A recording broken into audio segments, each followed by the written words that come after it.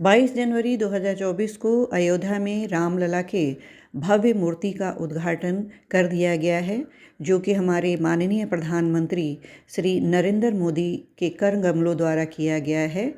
मैं किरण राव आपको इस उद्घाटन समारोह की पूरी जानकारी दूंगी, इसलिए इस वीडियो में अंत तक बने रहें। साथ ही अपने लाइक और कमेंट भी करें, मेरे चैनल को आप सब्सक्राइब भी कर दें। तो चलिए आगे चलते हैं। 23 जनवरी से मंदिर द्वार आम लोगों के दर्शन के लिए खुल जाएंगे। इस समारोह में 7,000 से अधिक मेहमान शामिल हुए।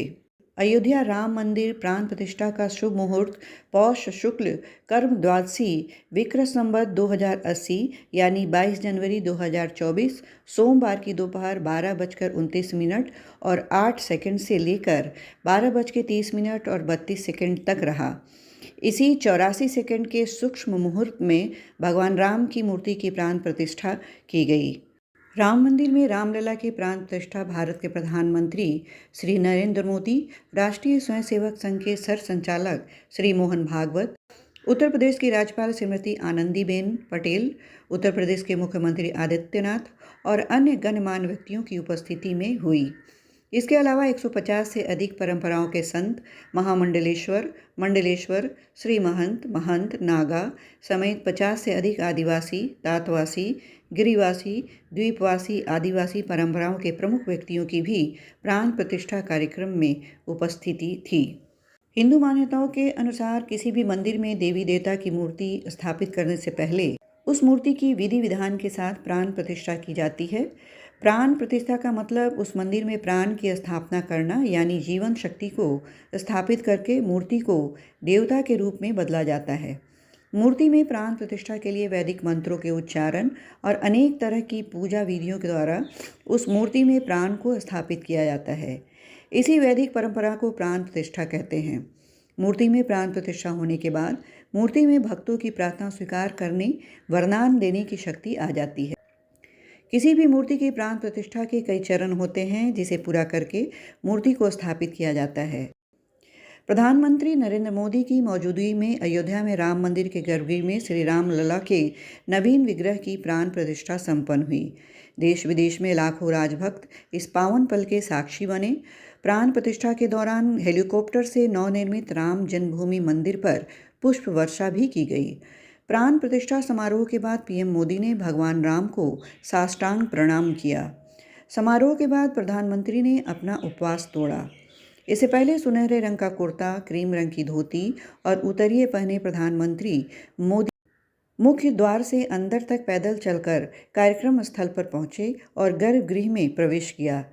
इस दौरान वे अपने हाथ में लाल रंग के कपड़े में लिपटा हुआ चांदी का एक छत्र भी लेकर आए थे।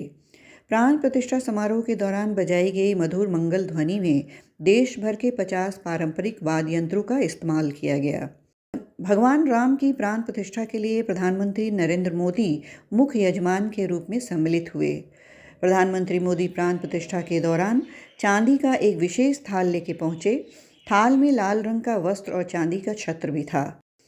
प्रधानमंत्री नरेंद्र मोदी द्वारा चढ़ाए गए वस्त्र, छत्र और कमल के फूल का धार्मिक महत्व है। किसी भी धार्मिक अनुष्ठान में देवताओं के श्रृंगार के स्वरूप चांदी का छत्र भेंट स्वरूप दिया जाता है। धार्मिक मान्यता के अनुसार चांदी का छत्र सत्ता का सूचक माना जाता है। पारंपरिक मान्यताओं के अनुसार श्री हरि विष्णु को क्षीर सागर में शयन करते हुए दर्शाया गया है। भगवान विष्णु के सिर के ऊपर शेष नाग छत्र के रूप में रहते हैं, इसलिए भगवान राम के हर मंदिर में उनके विग्रह के ऊपर लगा छत्र उनकी महिमा को दर्शाता है। पीएम मोदी ने हाथ में कमल का फूल लेकर उन्होंने अनुष्ठान विधियों को आरंभ किया। अनेक प्रकार के यज्ञों और अनुष्ठानों में भी कमल के पुष्प को निश्चित संख्या में चढ़ाने का विधान है। कमल के फूल की उत्पत्ति सृष्टि के पालककर्ता भगवान विष्णु की नाभि से हुई है। यही वजह है कि कमल का पुष्प माँ लक्ष्मी और भगवान विष्णु को अति प्रिय है। भगवान राम विष्णु जी के अवतार माने जाते हैं, इसलिए श्री राम की पूजा में भी कमल के फूल का विशेष महत्व माना जाता है। प्रधानमंत्री नरेंद्र मोदी छत्र के साथ वस्त्र भी लेकर आए थे। वस्त्र का लाल रंग था। लाल रंग को सौभाग्य का रंग माना जाता है। लाल रंग के कपड़े का उपयोग हर शुभ काम में होता है। ऐसे में पूजा के दौरान अगर लाल रंग का कपड़ा बिछाया जाए तो इससे सोया हुआ भाग्य भी जाग उठता है। प्रधानमंत्री ने पूजा के दौरान कुशा धारण की थी। पूजा पाठ में कुशा का विशेष महत्व है। कुशा एक पवित्र घास है जिसे नकारात्मकता दूर होती है। कहते हैं इसमें ब्रह्मा, विष्णु और महेश का वास होता है। मत्स्य पुराण के अनुसार एक बार जब भगवान विष्णु ने वराह अवतार लेकर हिरण्याकश का वध किया और धरती बनाई, तब उन्होंने अपने शरीर पर से पानी को झाड़ा। इस दौरान उनके शरीर से बाल धरती पर गिरे और कुशा के रूप में बदल गए।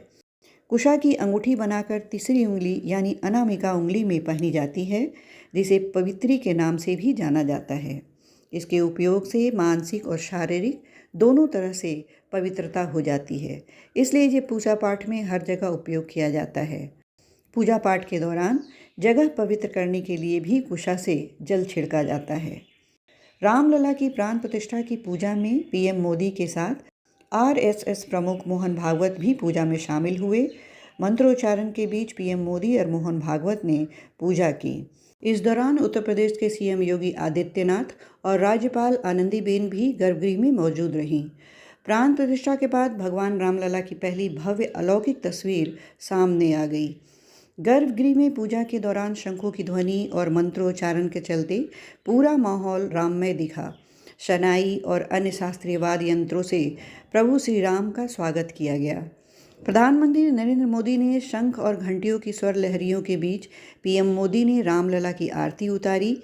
मोहन भागवत ने भी थाली में दीप रखकर रामलला की आरती उतारी।